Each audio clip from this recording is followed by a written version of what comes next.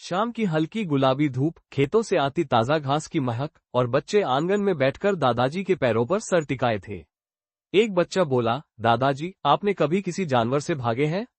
दादाजी ठहाका लगाकर बोले, भागा? बेटा, एक बार तो भैंस ने ऐसा पीछे दौड़ाया कि मैंने सोचा, आज रमेश एक्सप्रेस नहीं रुकेगी। बात है 1966 की। हमारे पड़ोसी हीरालाल की एक विशाल काली भैंस थी, नाम था कालकुटी। कहते थे, उसे सिर्फ दो चीजें पसंद थी, बरसीन की घास और अपनी शांति। एक दिन मैं खेत में घूम रहा था। भैंस रस्सी से बंधी थी और उसके पास एक बड़ी सी मिठाई की डिब्बी पड़ी थी। दरअसल गांव में पूजा हुई थी और बची मिठाइयां भैंस को चढ़ाई गई थी। अब मेरी शरारत जागी। मैंने डिब्बे को हल्का सा उठाया और बोला, इसे कौन खाएगा, मैं देखूं तो जरा। और बस बेटा, मेरी यही गलती थी।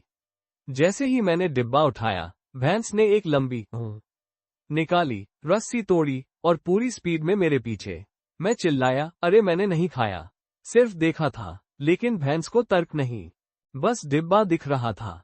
मैं भागा, खेत से सड़क, सड़क से मिट्टी वाला रास्ता। गांव के लोग बोले, रमेश का नया खेल चालू, भैंस रेस। कोई तालियां बजा रहा था, कोई चिल्ला, तेज भाग, तेज भाग। मैंने डिब्बा हवा में उछाल दिया, भैंस ने उसे पकड़ लिया और मैं थक से गिर पड़ा, सीधे गोबर के ढेर में। पूरा गांव लोटपोट, भैंस शांत खड़ी मिठाई खा रही थी और मैं मिट्टी गोबर से सजा, त्योहार का ताजा प्रसाद।